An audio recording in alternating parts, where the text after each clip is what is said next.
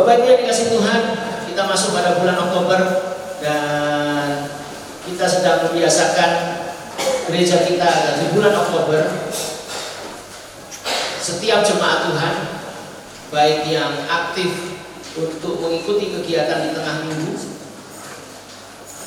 maupun mereka yang hanya sempat hadir pada hari Minggu, kita semua dimampukan memiliki pemahaman yang benar dan pengenalan yang semakin bertumbuh di dalam Tuhan. Karena perjalanan hidup manusia itu diwarnai banyak peristiwa yang seringkali tidak dapat membuat kita berkata-kata. Apalagi paling berat kalau itu karena kesalahan kita. Memang ada tawa dan suasana senang, dan mungkin itu yang menjadi sesuatu yang kita kejar. Yang penting happy. Tetapi kita tidak bisa memastikan semuanya tetap ada. Rasa senang itu. Andai kata pun bisa, tetap saja pasti ada yang kita korbankan. Jadi kalau kita ngalir itu kita pasti senang sama susah. Tapi kalau kita mau senang terus itu pasti ada sesuatu yang kita korbankan. Sehingga akhirnya tidak jarang dalam kehidupan manusia kita terjebak dengan model-model di depan senyum tapi hati sakit. Atau tidak jarang juga pikiran dan perasaan menjadi berbeda dengan tampilan depan kita. Nah, kondisi yang seperti itu sangat dimengerti oleh Tuhan kita. Kita perlu bersyukur ya. Tuhan kita ini bukan Tuhan yang cuek. Begitu menciptakan wis sakar-karep dhewe, tangan kaki semua komplit, semua fasilitas komplit. Kita bersyukur punya Allah yang menyadari keadaan manusia, bahwa manusia itu sering tegar di luar, rapuh di dalam. Yang setuju katakan senyum. Nanti kalau ini katakan amin, terrepot ya amin. Oleh karena itu, keteladanan yang ditinggalkannya kepada kita, Yesus Kristus yang lahir bagi kita, itu memang perlu kita kenal. Karena kalau tidak kita kenal, kita akan sulit memahami kenyataan-kenyataan hidup yang kita alami.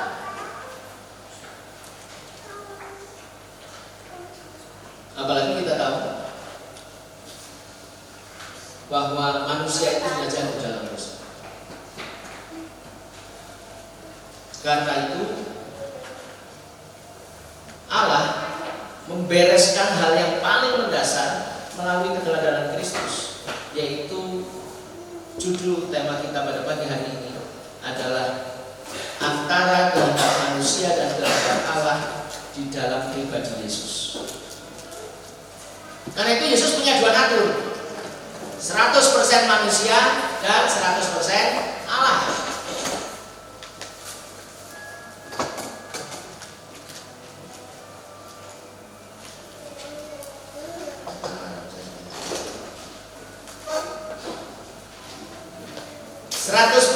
Allah dan 100% manusia. Itu harus ada di dalam diri Kristus supaya apa yang menjadi pergumulan manusia itu ada solusinya. Dan itulah sebabnya kenapa kita belajar doktrin. Walaupun memang kata doktrin itu bikin orang jadi cepat sekor. Kenapa? Waduh, rumit. Gampangnya wis. Masalahnya kalau kita menghadapi kenyataan hidup yang cuma gampang-gampang dong, ya kita tidak perlu doktrin, Bapak. Tapi masalahnya saya mau tanya di sini, siapa yang Bapak Ibu yang sampai dengan hari ini, mungkin rekan-rekan yang masih belum menikah, masalah yang dihadapi kehidupan ini gampang, bisa cepat diselesaikan. Silakan rekan-rekan.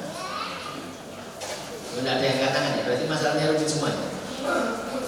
Makanya kalau bagi Bapak Ibu yang masih mainan Facebook, ada status namanya bukan cuma lagi sedih, lagi seneng, dah complicated, ruwet. Dan kalau kita punya dasar yang teguh, maka kenyataan-kenyataan yang harus dijawab pada saat itu mampu kita jawab. Kenapa? Karena sudah paham siapa kita yang sudah dimenangkan oleh Kristus. Pahamnya dari mana? Ya mempelajari doktrin itu tadi. Doktrin itu ajaran-ajaran yang sudah paten. Dan ajaran-ajaran yang diberikan kepada kita adalah ajaran-ajaran yang seharusnya ajaran-ajaran yang sehat. Karena itu mari kita sama-sama lihat antara kehendak manusia dan kehendak Allah di dalam pribadi Yesus Kristus. Kita akan lihat sama-sama dalam Yohanes pasal yang ke-6 sebagai ayat teks kita. Yohanes pasal yang ke-6 ayat yang ke-38 sampai 40. Saya akan bacakan yang kita semua. Yohanes 6 ayat 38 sampai 40. Saya akan bacakannya dalam terjemahan baru 2. Sebab aku telah turun dari surga bukan untuk melakukan kehendakmu, melainkan kehendak Dia yang telah mengutus aku. Ini sebagai ayat tema kita. Inilah kehendak Dia yang telah mengutus aku, supaya dari semua yang telah diberikannya kepadaku aku tidak kehilangan satupun, tetapi supaya aku bangkitkan pada akhir zaman. Sebab inilah kehendak Bapa, supaya setiap orang yang melihat Anak dan yang percaya kepadanya beroleh hidup yang kekal, dan supaya aku membangkitkannya pada akhir zaman. Keyakinan yang seperti ini penting. Kenapa? Karena ketika kita percaya kepada Yesus dan hanya percaya kepada Yesus, maka kita beroleh hidup yang kekal dan kita bisa dibangkitkan bersama-sama dengan Tuhan, dan kemudian bersama-sama dengan Tuhan pada akhir zaman. Jadi kenapa kalau kita ini harus betul-betul percaya kepada Yesus, dan tingkat percaya kita ini bukan cuma ketemu tok terus percaya, tetapi kemudian mengenal. Karena saya yakin percaya itu bukan sebuah hal yang bisa dilakukan cuma satu kali. Percaya itu adalah bagian dari proses untuk kita terus membangun kepercayaan. Maka kita harus mengenal Yesus. Dan pagi hari ini kita akan mengenal bagaimana Yesus itu memiliki kehendak manusia dan kehendak Allah. Akhirnya nanti kita akan dimampukan menjadi manusia yang melakukan kehendak Allah. Kenapa? Karena Yesus sendiri mencontohkan pergumulan manusia. Bagaimana kehendak Yesus itu sebagai manusia, Yesus juga punya kehendak, tapi Dia mampu menjalaninya dengan teguh, sehingga mengakhiri semuanya menjadi teladan yang sempurna bagi setiap kita. Nah, bicara masalah kehendak, ada situasi yang menarik di sini yang Yesus katakan di dalam Matius pasal yang ke-21. Mari kita lihat sama-sama Matius pasal yang ke-21 ayat 28 sampai 32.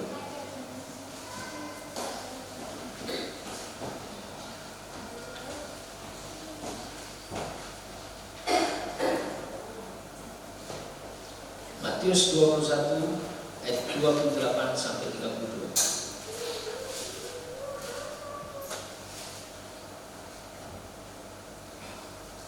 Ini adalah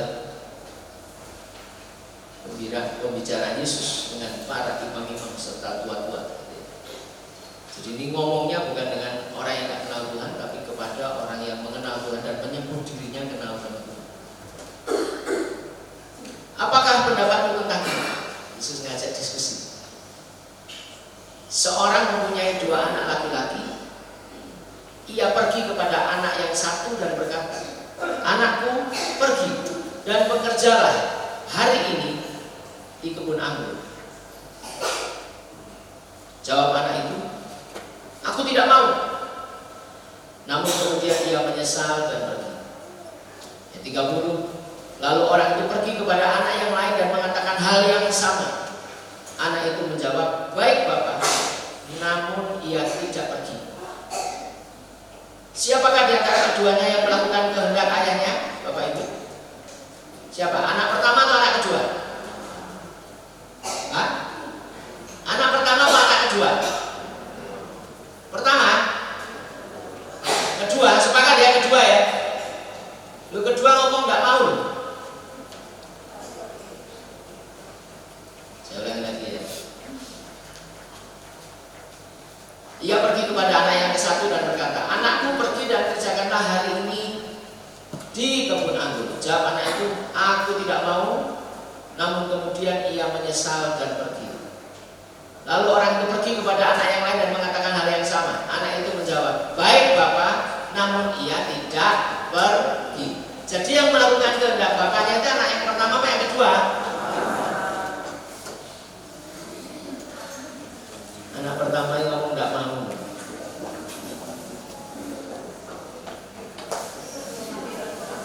Nah itu Tuhan itu bukan lihat awalnya, karena awalnya bisa jadi benar, tapi Tuhan juga melihat akhirnya itu gimana. Nah kita ini penting untuk punya pemahaman tentang Yesus dan mengenal Yesus lebih lagi. Kenapa? Karena seringkali ini kondisi yang terjadi. Awalnya oke, akhirnya enggak oke. Awalnya enggak oke, tapi akhirnya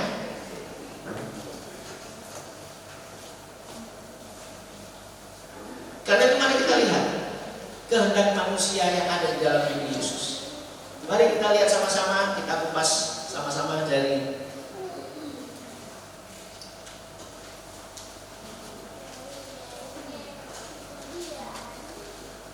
Matius pasal yang keempat.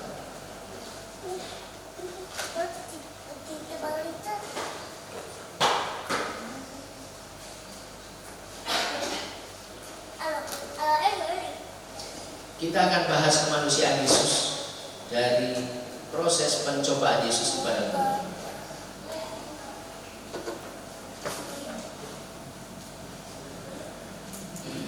Kita lihat sama-sama Matius pasal yang keempat, ayat yang pertama. Dikatakan apa? Lalu Yesus dibawa oleh Roh ke padang gurun untuk dicobai iblis. Nah ini levelnya Yesus ya Bapak Ibu ya. Memang dites. Kalau kita mau mencoba seperti ini, ya mari kita berdoa terlebih dahulu ya. Maksudnya kalau sudah ngerti pencobaan ya jangan didatangi gitu loh. Kalau Yesus sudah ngerti terus datang. Kenapa? Ya karena levelnya Yesus. Yesus sedang mau mendemonstrasikan sesuatu. Setelah 40 hari dan 40 malam, akhirnya laparlah Yesus. Setelah berpuasa 40 hari 40 malam, laparlah Yesus. Datanglah si pencoba itu berkata kepadanya, jika engkau anak Allah, perintahkanlah supaya batu-batu ini menjadi roti. Saya mencoba memotongnya di bagian yang ketiga dulu. Yesus lapar karena sudah berpuasa. Rumusnya manusia kalau lapar, setelah lapar tidur. Itu biasanya rumus di bawahnya anak kos. Nah, itu lain. Wes mending tukur lain. Orang Yesus lapar dan kemudian setan datang apa? Bukankah engkau anak Allah? Oh, ini kalimat pertama ini keren. Saya mau tanya di sini bagi para laki-laki, masih sudah berumur lanjut, orang laki itu akan bergerak kalau apanya yang disentuh. Ini khusus laki, jangan ibu-ibu. Kira-kira dia akan melakukan sesuatu kalau apanya yang disentuh? Rupanya tiga huruf, dan saya bukan cak lontong. Egonya kalau sudah disentuh tuh, wah, gak loh. Walaupun tidak diomongkan, laki-laki itu punya gaya berpikir seperti itu. Begitu ego kesentuh, dia langsung melakukan sesuatu. Kenapa?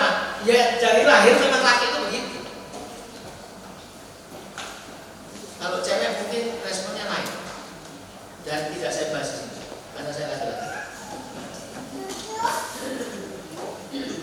Kalimatnya setan apa pertama kali? Pinter banget setan. Kolak Tuhan, luwe, ya ubahnya itu batu jadi roti. Kalau kita jadi manusia yang kelaparan, punya kemampuan mengubah batu jadi roti, wah, good idea. Iki di padang gurun bro, kau no, wong dodol tereret, apa sari roti ya? Yang ada adalah batu. Lah dia orang hebat, bisa mengubah batu jadi roti. Kira-kira kalau batu diubah jadi roti, ada yang dirugikan Bapak Ibu? Apakah kemudian alam semesta protes loh? Batu itu kudune yen kulo aja diubah. Atau kemudian pasien tiba-tiba berkata, loh selama ini gara-gara ada batu, saya ini kalau kena panas nggak langsung kena panas. Ada yang protes Bapak Ibu kalau batu diubah jadi roti? Setan pinter, setan nggak ngomong. Yesus, di sebelah sana itu ada warung yang jaga itu lagi kebelet. Jupun itu. Yesus tinggal jawab, loh itu lah nyolong jenenge. Kon kok ngurui Tuhan nyolong. Enggak. Setan pinter.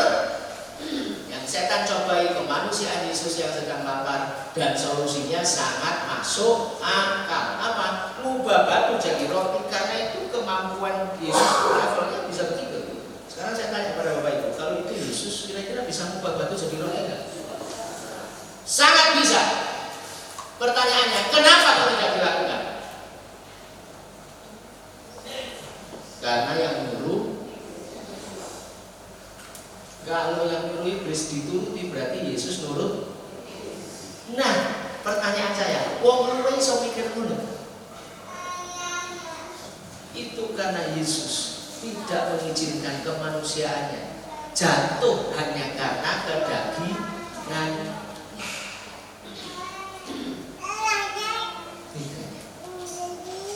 Tapi Yesus harus jadi manusia. Kenapa? Karena proses itu yang menjadi membuat manusia ini seringkali begitu dagingnya disentuh, egonya disentuh, dan jelas-jelas tidak merugikan yang lain.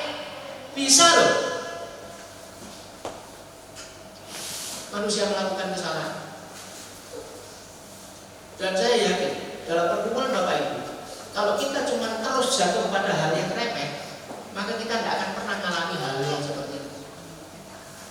Karena Tuhan akan bagikan pada perkumpulan-perkumpulan yang membuat kita nggak bisa ngomong. Dan pilihannya adalah pilihan yang mungkin hanya untuk menguntungkan diri kita sendiri, tapi bukan seperti yang Tuhan mau. Atau solusinya adalah kita berusaha memikir dengan cara manusia tanpa melibatkan Tuhan dalam proses berpikir. Itu sebabnya kenapa hal yang pertama yang menjadi pencobaan Yesus adalah masalah perut. Ini sangat penting. Kenapa? Karena sekali lagi masalah perut masih ada anak-anak Tuhan yang bergumul cuma masalah perut dan menggadaikan iman percaya. Apakah Yesus lapar? Yesus lapar. Tapi apakah cara lapar itu dengan mengatasi harus makan? Itu kan rumusnya manusia. Kira-kira Bapak Ibu, kalau ini kita terapkan dalam kehidupan kita betul-betul lapar dan tidak ada kemampuan bagi kita untuk membeli sesuatu. Apa yang kita lakukan? Saran saya, kalau kita membaca itu, maka Tuhan ngomong apa? Manusia bukan hidup dari roti saja, tetapi dari setiap firman yang keluar dari mulut Allah. Mari kita belajar percaya. Kalau sudah tidak ada makanan di depan kita, langsung yang mikir di otak itu adalah apa Bapak Ibu? Bukan ya apa caranya yang boleh makan, bukan. Ini sebabnya kenapa kita perlu mengenal Yesus. Karena Yesus ini sedang melatih kita bukan menjadi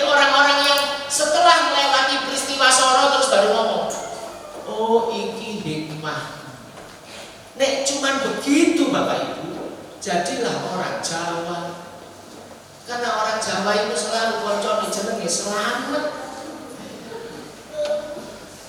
Selamat nek sikil cok.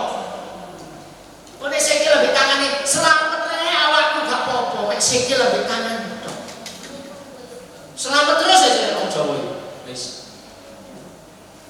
Dan itu sudah ditanamkan dari nenek moyang kita, sehingga kita kalau kena masalah tetap bisa bilang selamat.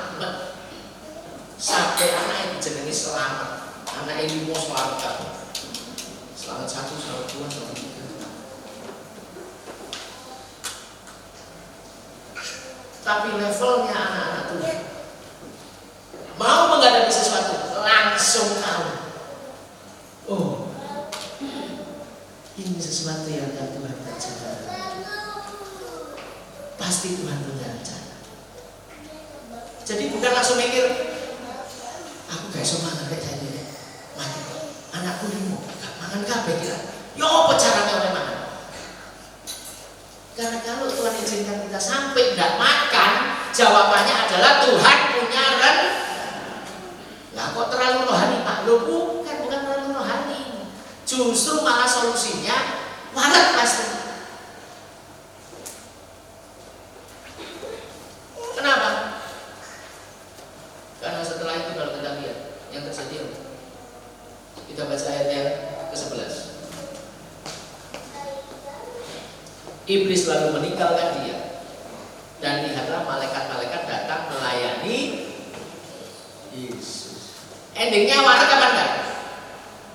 Endingnya Yesus yang lapar itu jadi kenyang enggak? Endingnya kenyang. Cuma aja berusaha-berusaha. Setan. Tuhan sedang mau mengajarkan sesuatu. Kalau kita lewati begitu saja, yo lewat. Nanti tapi jangan lupa, bisa tahun depan, bisa bulan depan, bisa minggu depan, bisa besok diulangi lagi teman-teman. Karena kita nggak lulus.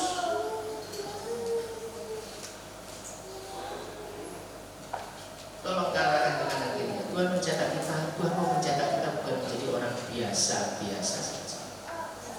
Tolong katakan kepada diri. Nah, ditanya setelah diomongin gitu, orangnya ngamenkan apa enggak? Nah, ini wis ngamen dong, nah, maksudnya nek ngono nek salah itu aja protes. Apa? Karena Yesus sudah menjadi manusia, itu gunanya itu. Yesus itu jadi soro-soro jadi manusia itu untuk itu. Karena Yesus tahu manusia itu pasti manusia itu tidak bisa dipegangin. Oh, Tuhan cinta kepadamu, Tuhan sayang kepadamu. Gak bisa ternyata. Nek diomong tok itu gak bisa manusia. Bahkan mungkin nek levelnya ngerinya manusia, wes diimpeni Yesus itu. Jadi gak bisa. Maka Yesus harus jadi manusia, dan Yesus harus menang atas kehendaknya sebagai manusia.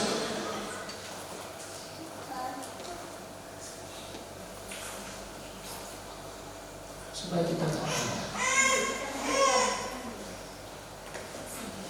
karena daging kita ini lebih enak dituruti daripada dilawan.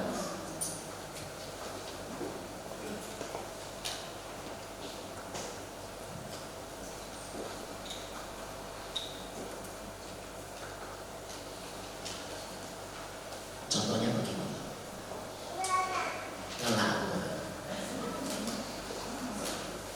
ini nek gak dituruti,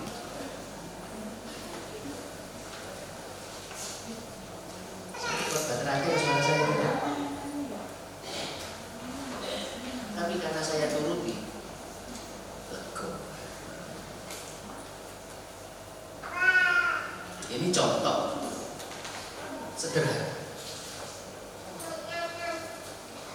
Dalam hidup tidak semudah ini. Banyak hal yang menurut kita perlu dituruti dan kita senang, tapi akhirnya kita jadi tidak bisa dengar suara Tuhan. Kenapa? Karena manusianya yang jalan. Seperti apa itu? Saya percaya Bapak Ibu punya banyak pergumulan. Tapi ketika pergumulan itu datang, ayo coba jajal. Sing dituruti bukan pengennya awake dhewe. Saya percaya kita akan sangat mudah akan dimampukan untuk mendengar suara Tuhan. Kenapa? Karena mulai manusia yang dikalahkan, kehendak Allah yang dijalankan.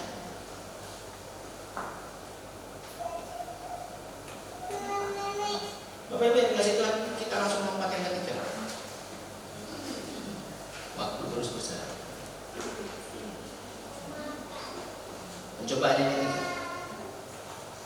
Yesus juga membawanya ke atas gunung yang sangat tinggi dan memperlihatkan kepadanya semua kerajaan dunia dan kemegahannya, dan berkata kepadanya, semua itu akan kuberikan kepadamu jika engkau sujud menyembah.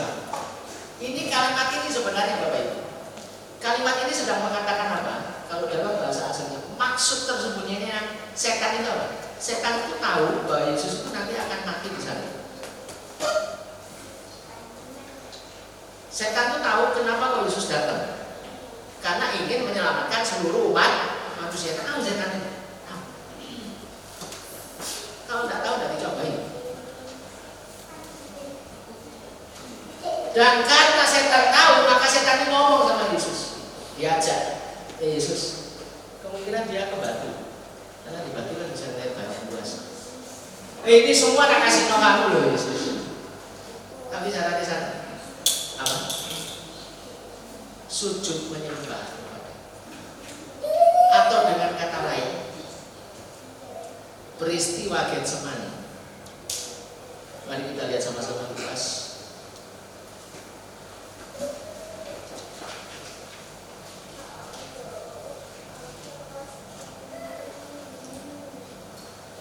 Pasal 22.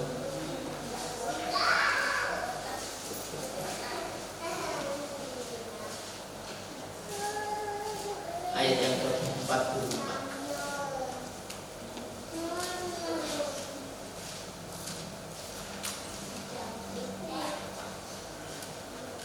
Itu kalau di Alkitabnya Bapak Ibu ada dalam kurungnya. Kalau di terjemahan baru 2 ada dalam kurungnya. Dalam kurung itu maksudnya ayat ini di teks aslinya tidak terlalu jelas tertulis, tapi kemungkinan besar inilah terjemahannya.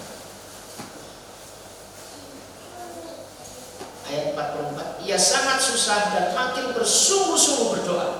Peluhnya menjadi seperti titik-titik darah yang bertetesan ke tanah. Dan kenapa keterangan ini hanya ada di kitab Lukas?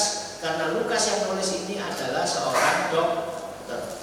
Dan apa yang ditulis ini memang sangat memungkinkan Yesus betul-betul dalam puncak yang paling sedih di dalam dirinya dan paling ketakutan di dalam dirinya. Kira-kira yang sedih dan takut itu Allah atau manusia? Manusia. Jadi kenapa kok Yesus itu harus 100% manusia? Supaya peristiwa ini terjadi dan dirasakan betul sama Yesus. Sehingga orang gak bisa ngomong, oh drama itu Yesus. Yesus ini luka, ya luka sungguhan sama seperti kita luka. Yesus sakit, ya sakit sungguhan sama seperti kita merasa sakit. Yesus itu ngantuk, ya ngantuk sungguhan sama seperti kita pernah ngantuk. Supaya apa? Supaya kita yang bergumul sebagai manusia itu tidak cuma menyerah dengan kemanusiaan kita, tapi kita ini begitu menjadi anak Allah, ada roh Allah di dalam hidup kita. Begitu roh itu dituruti, kita hidup karena roh. Begitu daging itu dituruti, kita ini hidup. Wis rasa diri.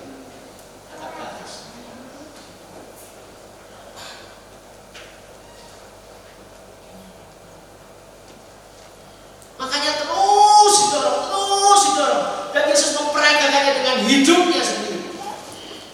Dan bayangkan, kalau Yesus luka seperti ini terus kemudian setan dengan entengnya ngomong, Sus, kamu tak kenal, lekon sujud menyembah. Itu loh maksudnya setan. Jadi Yesus nggak perlu sampai sorong. Wes tinggal nyembah setan kok parasis.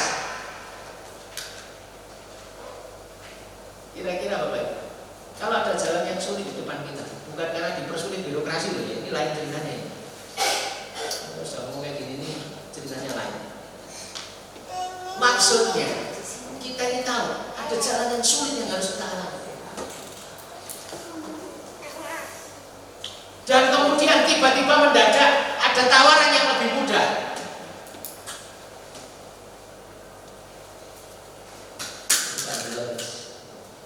Kira-kira milih yang lebih mudah dan yang sulit Bapak Ibu? Aku gak delok. Aku delok aja. Ternyata kok buri ya. Ternyata. Sedang milih yang mana? Kecenderungan kita akan milih yang lebih mudah. Makanya banyak orang gampang terjebak dengan hal-hal yang cepat kita dapat. Dan jangan lupa, yang namanya marketing itu ngelulukon, mau nek sekolah dicekel, wes budak. Karena tidak ada sesuatu yang mudah di dunia ini. Kalau sampai itu bisa jadi mudah, segera konfirmasi kepada yang punya hidup kita. Kalau yang punya hidup kita ngomong lampu hijau, itu berarti mujizat. Wes mari. Tapi kalau enggak, lah ngaco. Pasti gak benar. Loh Bapak ini kalau langsung mentransferkan duit ke saya nanti bisa baliknya segini Pak. Semua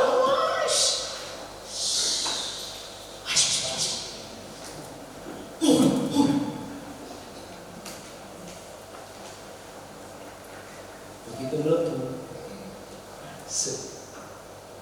Ibu rasa habis. Dan itu yang mungkin membuat saya kelihatan lebih kurus. Bukan karena itu ya Bapak. Dan jangan kepingin kurus dengan cara seperti itu. Karena guyonannya gitu. Ya apa rasanya kurus? Ya untuk utang sing akeh. Cepat Mas. Atau kedua, naik kanker. Ya. Atau ketiga, mobil narkoba. Cepat.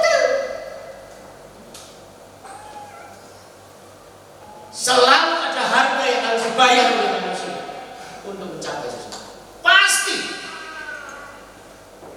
tidak ada rumusan yang lebih cepat dari itu. Karena itu kenapa Bapak Ibu, saya selalu guyonan. Loh Pak, kalau masuk ke gerejanya diaspora ini kok jalannya sempit? Saya selalu ada lagu sekolah minggu mengatakan. Oh, kok mengatakan? Melakukan lagu. Di dalam dunia ada dua jalan, lebar dan sempit. Mana kau pilih? Yang lebar api, jiwamu mati. Tapi yang sempit, spionmu berat. Berapa yang berat juga? Ya tak hibur untuk acara. Karena memang untuk ikut Yesus sih jalannya sempit, Bapak Ibu, sempit. Oleh kanan oleh kiri, tapi jalannya. Ayo, Yesus jadi manusia itu supaya kita tidak kalah. Karena memang untuk menjalani semuanya kita ini harus melepaskan kemanusiaan kita.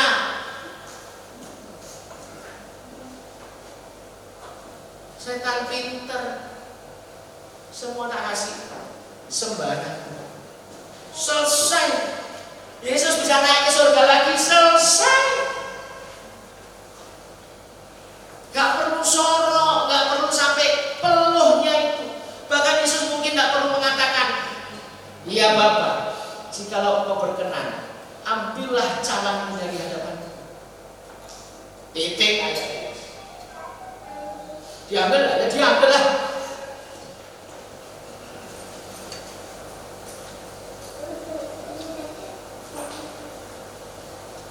Tapi ada kalimat selanjutnya yang mengatakan, tetapi janganlah kehendak melainkan kehendak